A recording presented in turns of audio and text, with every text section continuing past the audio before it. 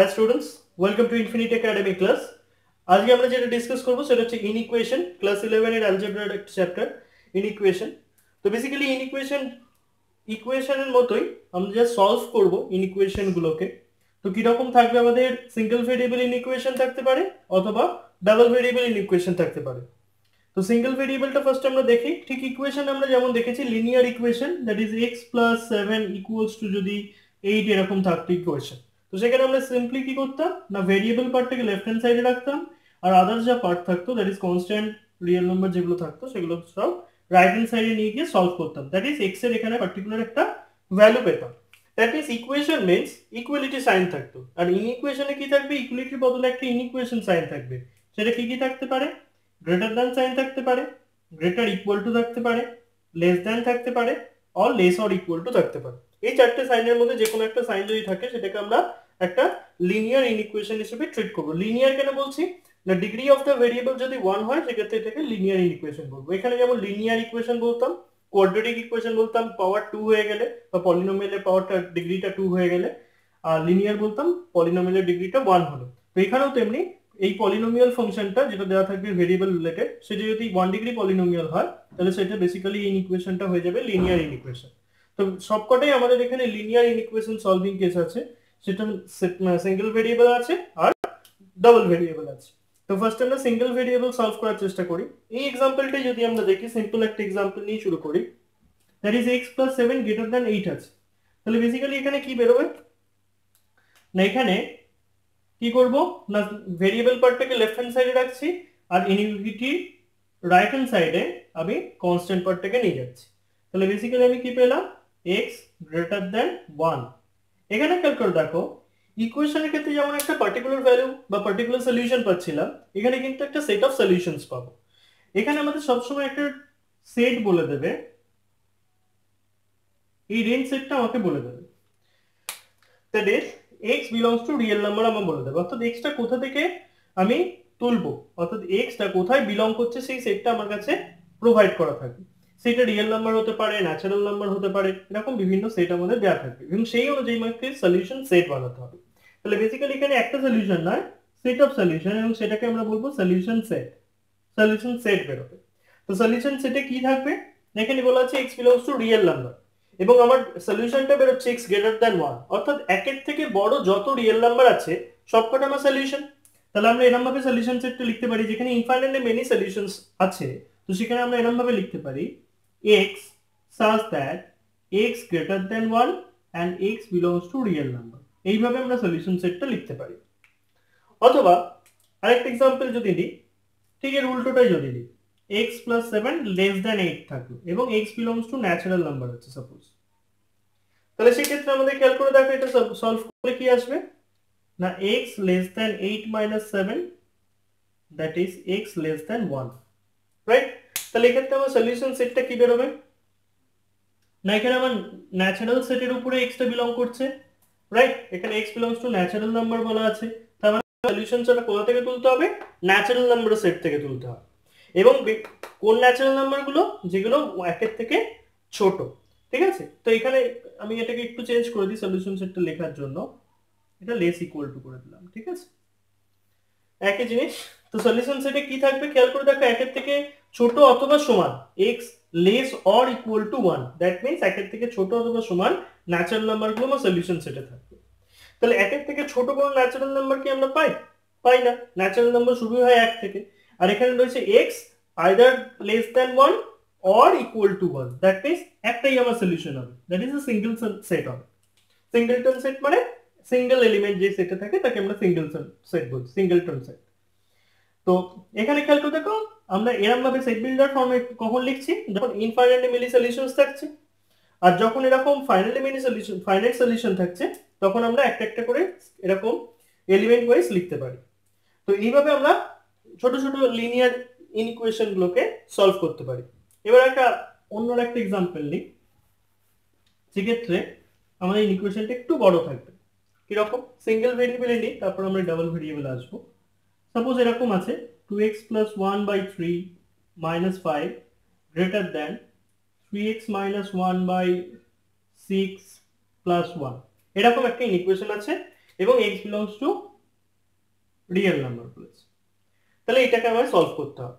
অনেক সময় এরকম বলবে solve and represent on number line, represent on number line এরকম বলতে পারে। তো সেক্ষেত্রে আমরা কি করব না, ফার্স্ট এটাকে সলভ করব, অর্থাৎ x সেট অফ সলিউশনটা বার করব এবং সেটাকে একটা নাম্বার লাইনে রিপ্রেজেন্ট করার চেষ্টা করব।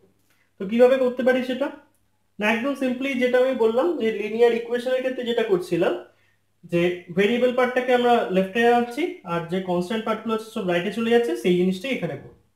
তো এখানে কি আসবে না 2x + 1/3, এটা আমার ভেরিয়েবল রিলেটেড পার্ট আর এইটা আমার ভেরিয়েবল রিলেটেড পার্ট। তাহলে এইটা আমার রাইট হ্যান্ড লেফট হ্যান্ড সাইডে চলে গেল, সাইনটা যা ছিল সেটাই দিলাম, 5টা ওদিকে চলে গেল, দ্যাট ইজ 1 + 5 হয়ে গেল। ক্লিয়ার? দেন সিম্পলি আমরা এটাকে এলসিএম করি, 6 আসবে, 4x + 2 - 3x + 1 > 6। Simply cross multiply করব, 36 হয়ে যাবে আর এখানে হয়ে যাবে x + 3 > 36। তো এখান থেকে আমরা পাচ্ছি x > 33। অর্থাৎ এখানে আমাদের কোন নাম্বারগুলো আমার সলিউশন হবে না, যে সমস্ত রিয়েল নাম্বারগুলো 33 থেকে বড়, that is x > 33 and x belongs to real number. তাহলে সেটা ইনফাইনাইটলি মেনি সলিউশনস আছে। তাহলে সলিউশন সেট ইকুয়াল টু কি লিখবো আমরা, therefore solution set equals to x such that x > 33 and x belongs to real number। এইভাবে আমরা লিখতে পারি সেট বিল্ডার ফর্মে। এবার আমরা এটাকে রিয়েল নাম্বার লাইনে কিভাবে রিপ্রেজেন্ট করব, এরকম রিয়েল নাম্বার লাইন আমরা ড্র করব, এখানে 0 দেব, 1 2 এরকম বেশ কিছুটা দেওয়ার পরে আমরা একটা ব্ল্যাঙ্ক দিয়ে দিতে পারি, এখানে আমরা 33 দিয়ে দিতে পারি। দেন আমরা এটা পজিটিভ ইনফিনিটি যাচ্ছে, এটা নেগেটিভ ইনফিনিটি যাচ্ছে, এদিকে -1 -2 মার্ক করে দিই, তাহলে একটা সিমেট্রি থাকবে। দেন আমাদের 33 থেকে বড় রিয়েল নাম্বারগুলো নিতে হবে, অর্থাৎ 33 অ্যান্ড অনওয়ার্ডস। কিন্তু এখানে খেয়াল করে দেখো স্ট্রিক্টলি > 33 রয়েছে, তাই 33 থেকে ইনক্লুড করব না, তাহলে আমরা এরম ভাবে দিতে পারি, এরম ভাবে অ্যারোটা দিতে পারি, এইটাকে এক্সক্লুড করে। যদি এটা ইকুয়ালিটি থাকতো, যদি এগুলো ইকুয়াল হতো, এগুলো যদি ইকুয়াল থাকতো, তাহলে আমরা কি করতাম, এই স্ট্রিক্ট কেসটার বদলে 33টাকে ইনক্লুড করে দিতাম। ক্লিয়ার? তাহলে এইভাবে আমরা ইনইকুয়েশনগুলোকে সলভ করতে পারি অফ সিঙ্গেল ভেরিয়েবল এবং সেগুলোকে রিয়েল নাম্বার লাইনে প্লট করতে পারি। এবারে আসি এই ইনইকুয়েশন সাইন কখন চেঞ্জ করে। ইনইকুয়েশন সাইন চেঞ্জ করবে একমাত্র নেগেটিভ নাম্বার দিয়ে যদি আমি বোথ সাইড মাল্টিপ্লাই বা ডিভাইড করি। সেরকম একটা কেস দেখি, একটা সিম্পল এক্সাম্পল নিয়ে শুরু করি। সাপোজ এরকম রয়েছে 2x - 4 less or equals to 2x + 4 নি, less or equals to 3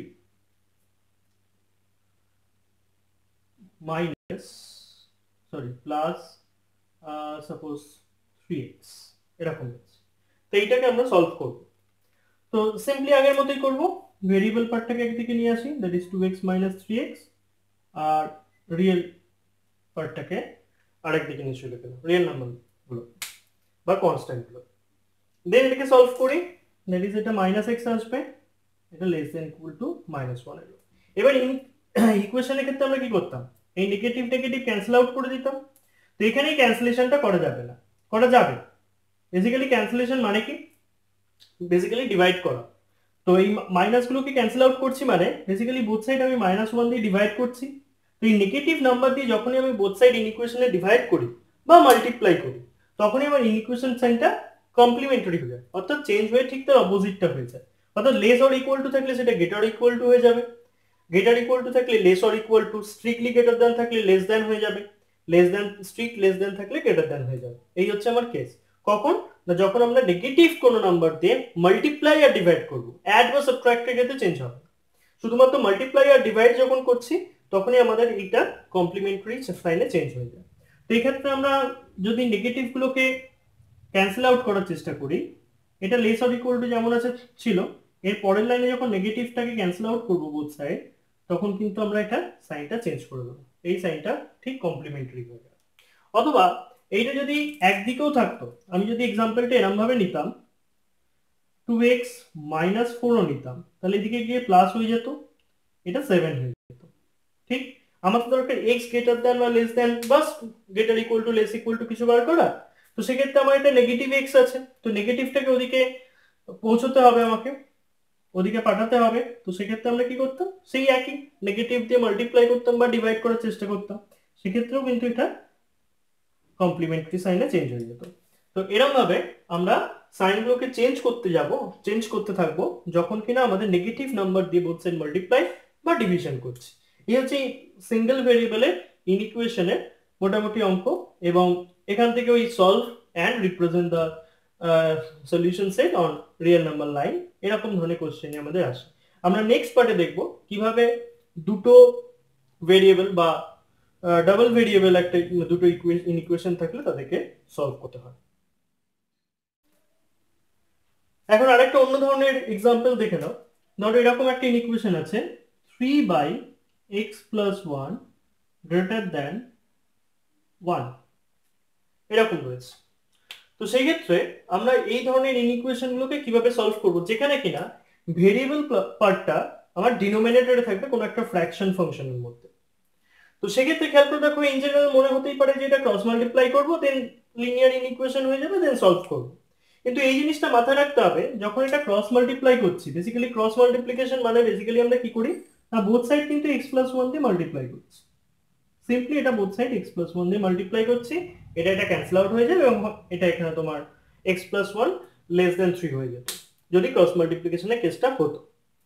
তো খেয়াল করে দেখো, যখন আমরা এরকম মাল্টিপ্লাই করছি, তার মানে কি, আমরা ইনইকুয়েশন সাইনটা যদি চেঞ্জ না করি, তার মানে আমি বোঝাতে চাইছি যে x + 1 যে কোয়ান্টিটিটা, সেটা পজিটিভ কোয়ান্টিটি। কারণ এইমাত্র আমরা দেখলাম যে কোনো কিছু পজিটিভ এই নেগেটিভ নাম্বার দিয়ে যদি মাল্টিপ্লাই বা ডিভাইড করি বোথ সাইড, সেক্ষেত্রে কিন্তু আমাদের ইনইকুয়ালিটি সাইন চেঞ্জ করে যায়। কিন্তু এই ক্ষেত্রে x এর ভ্যালুটা এক্স্যাক্টলি কত, সেটা পজিটিভ ভ্যালু অফার করছে কি নেগেটিভ ভ্যালু অফার করছে, সেটা কিন্তু আমরা জানি না। অর্থাৎ এই x + 1 এই যে ফাংশনটা, এটা পজিটিভ কি নেগেটিভ সেটা আমার এখন কোনো সার্টেনিটি নেই। তো সেই জন্য এটাকে দিয়ে বোথ সাইড মাল্টিপ্লাই করলে ইনইকুয়ালিটি সাইনটা চেঞ্জ করবে কি চেঞ্জ করবে না, সেই সম্পর্কে আমি কোনো কনক্লুশন দিতে পারবো না। তো সেক্ষেত্রে এরকম মাল্টিপ্লিকেশন বা ক্রস মাল্টিপ্লিকেশন এখানে করা যাবে না।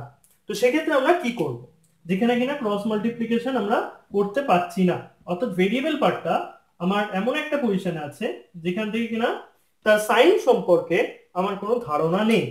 তো সেখানে আমরা কি করতে পারি না, সিম্পলি 1টাকে এদিকে নিয়ে চলে আসবো, অর্থাৎ রাইট হ্যান্ড সাইডটাকে আমরা সবসময় 0তে কনভার্ট করব, সবসময় রাইট হ্যান্ড সাইডটাকে আমরা 0তে কনভার্ট করব। দেন সিম্পলি এটা এলসিএম করছি,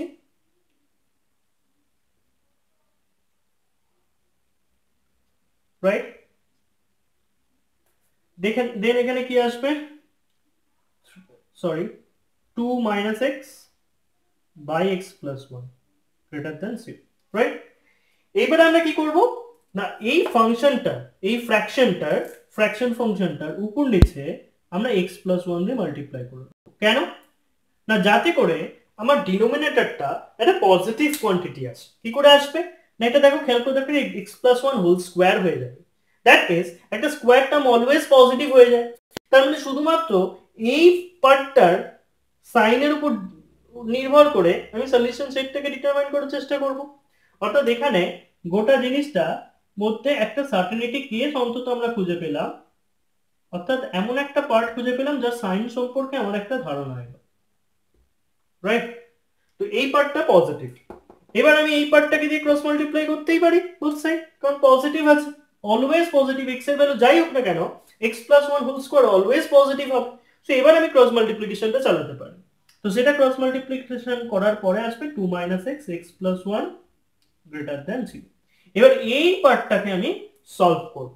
তো সেটা কিভাবে করতে পারি না, আমরা মেথড অফ ইন্টারভালস এখানে কাজে লাগাবো, যেটা কিনা আমরা এর আগের টিউটোরিয়ালে আমরা যখন কোয়াড্রেটিক ইকুয়েশন পড়েছি সেই টিউটোরিয়ালে কিছুটা ডিসকাস করা আছে মেথড অফ ইন্টারভাল যে মেথডটা।